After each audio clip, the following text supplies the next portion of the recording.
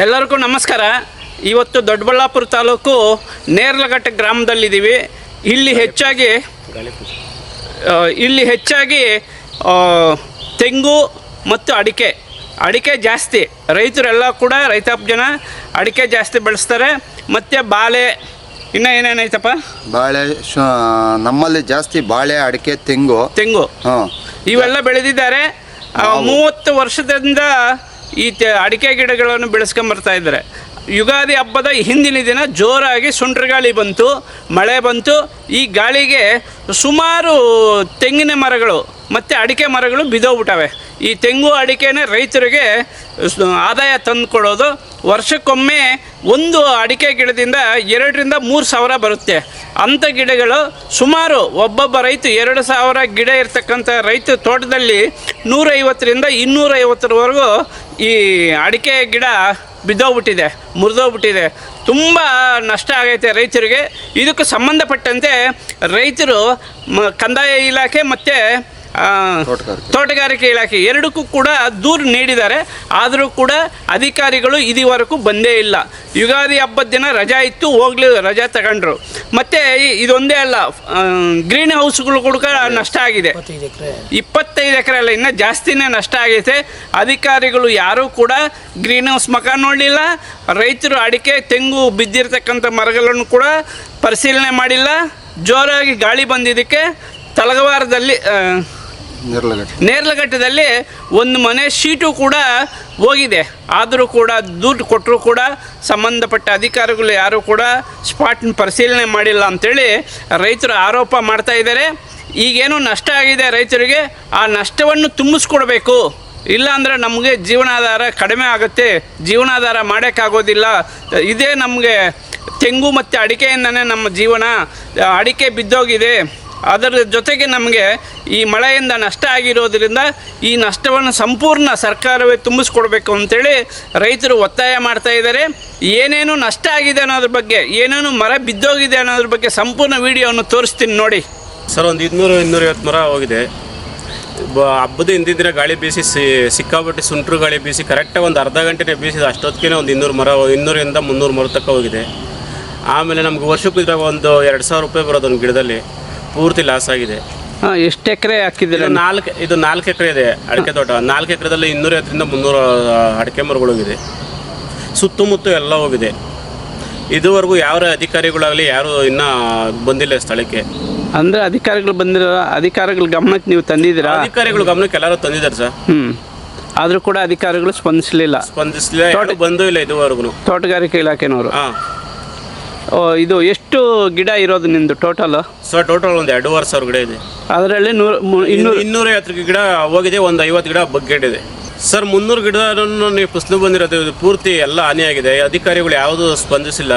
300 ಗಿಡದಿಂದ ಒಂದು 6 ಲಕ್ಷ ರೂಪಾಯಿ ಲಾಸ್ ಆಗಿದೆ.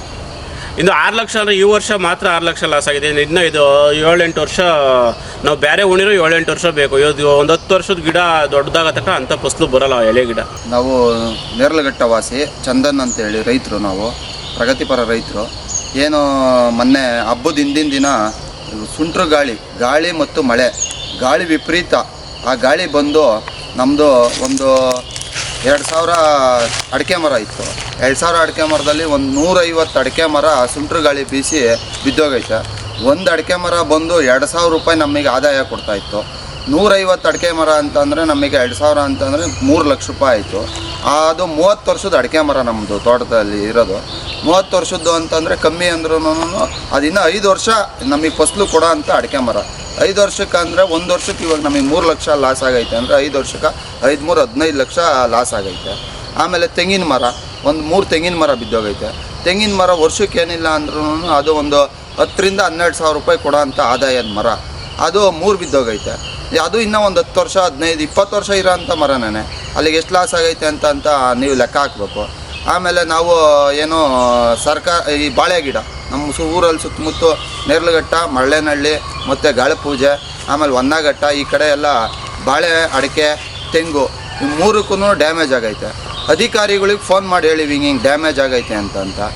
ಯಾರು ನಮ್ಮ ಕಂದಾಯ ಅಧಿಕಾರಿಗಳಾದರೂ ಒಬ್ಬರು ಬಂದು, ಆಮೇಲೆ ನಮ್ಮೂರಲ್ಲಿ ಸುಬ್ಬಣ್ಣ ಅಂತೇಳಿ ಒಬ್ಬರು ಬಡ ಪಾಪ ರೋಡ್ ಹೊರಗ್ನಾಗೆ ಮನೆ ಕಟ್ಕೊಳ್ಳೋನು, ಸೀಟ್ ಮನೆ ಆರೋಗೈತೆ.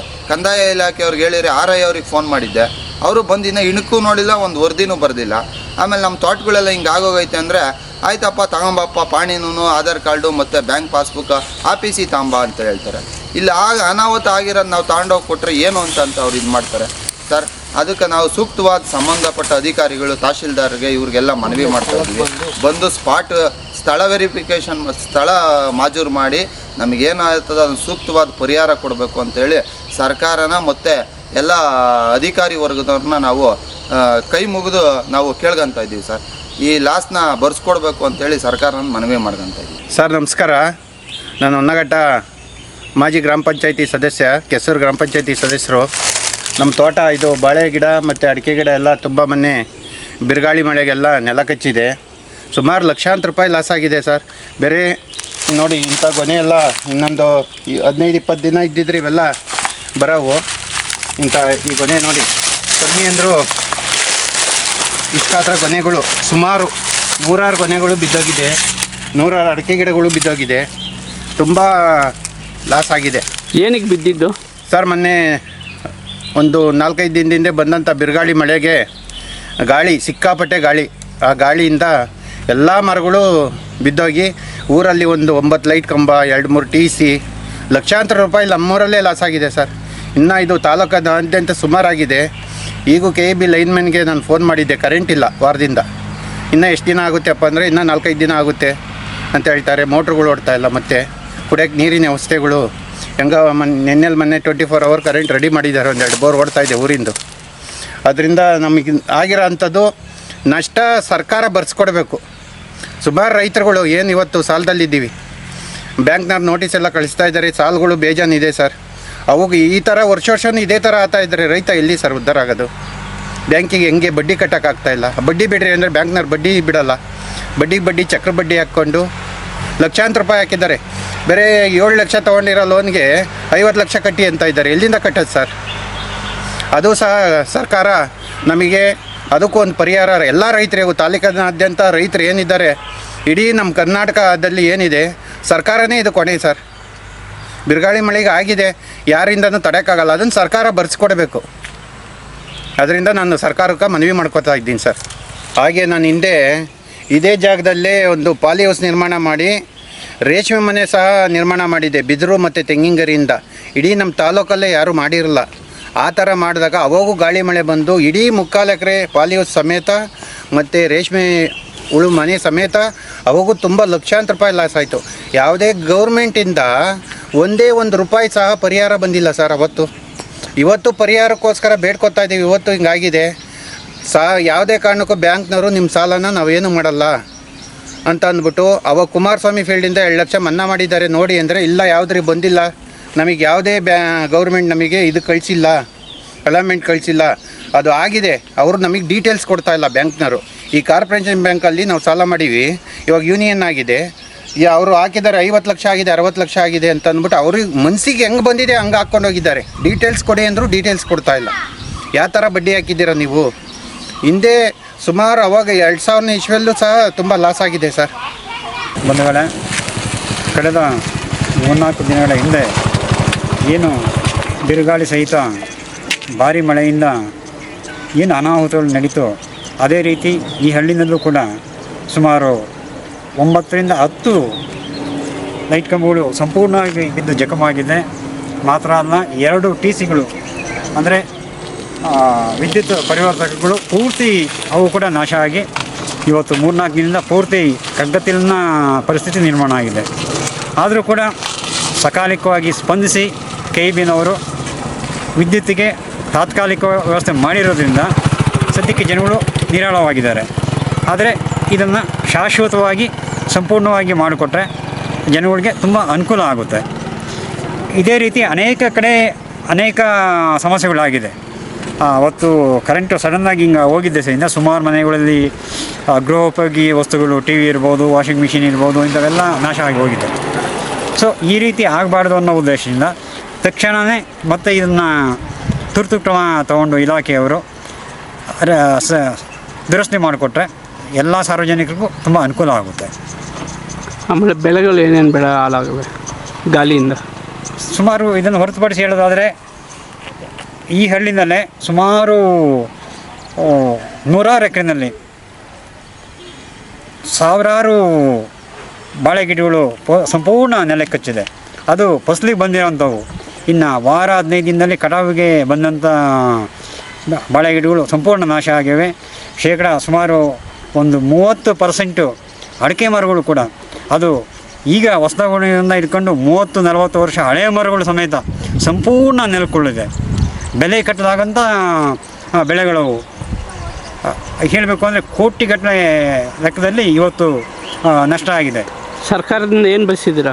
ಸರ್ಕಾರದಿಂದ ಇದಕ್ಕೆ ನಾವು ವೈಜ್ಞಾನಿಕ ಒಂದು ಅವರಿಗೆ ಏನು ಪರಿಹಾರ ಸಿಗಬೇಕು ಅದನ್ನು ನಿಗದಿ ಮಾಡ್ತಾ ಇದ್ದೀವಿ. ಯಾಕಂದರೆ ಇವತ್ತು ಒಬ್ಬ ಸರ್ಕಾರಿ ನೌಕರ ಸತ್ತರೆ ಅವನಿಗೆ ಇಂತಿಷ್ಟು ಪರಿಹಾರ ಅಂತ ಕೊಡ್ತಾರೆ, ಅವನಿಗೆ ಸಂಬಂಧದಲ್ಲಿ ಇಂತಿಷ್ಟು ಅಂತ ಕೊಡ್ತಾರೆ. ಆದರೆ ಇದು ನಮ್ಮದು ಕೃಷಿ ವಲಯ ಆದ್ದರಿಂದ ಇದಕ್ಕೆ ಯಾವುದೇ ಒಂದು ನಿರ್ದಿಷ್ಟ ಮತ್ತು ವೈಜ್ಞಾನಿಕ ಬೆಲೆ ಇಲ್ಲ. ಆದ್ದರಿಂದ ಇವತ್ತು ಆಲ್ರೆಡಿ ರೈತರು ಸಂಕಷ್ಟ ಪರಿಸ್ಥಿತಿಯಲ್ಲಿದ್ದಾರೆ. ಆದ್ದರಿಂದ ರೈತನಿಗೆ ಒಂದು ವೈಜ್ಞಾನಿಕವಾಗಿ ಅವನಿಗೆ ಏನು ನಷ್ಟ ಆಗಿದೆ ಆ ಸಂಪೂರ್ಣ ನಷ್ಟವನ್ನು ಭರಿಸ್ಕೊಡ್ಬೇಕು.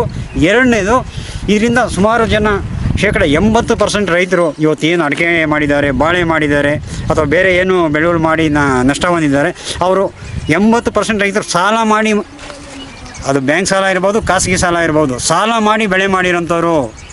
ಹಂಗಾಗಿ ತಕ್ಷಣ ಯಾವುದೇ ಬ್ಯಾಂಕ್ ಇರ್ಬೋದು, ಖಾಸಗಿ ಲೇವಾದೇವಿದಾರರು ಇರ್ಬೋದು, ಇವರೆಲ್ಲ ಯಾರು ಸಂಕಷ್ಟಗೊಳಗಾಗಿರೋ ರೈತರ ತಂಡಿಗೆ ಬರದಂತೆ ಸರ್ಕಾರ ನಿರ್ದೇಶನ ಮಾಡಬೇಕು. ಆವಾಗ ಆ ರೈತರಿಗೆ ಒಂದು ತಕ್ಷಣ ಒಂದು ಸಣ್ಣ ರಿಲೀಫ್ ಆದರೂ ಸಿಗುತ್ತೆ.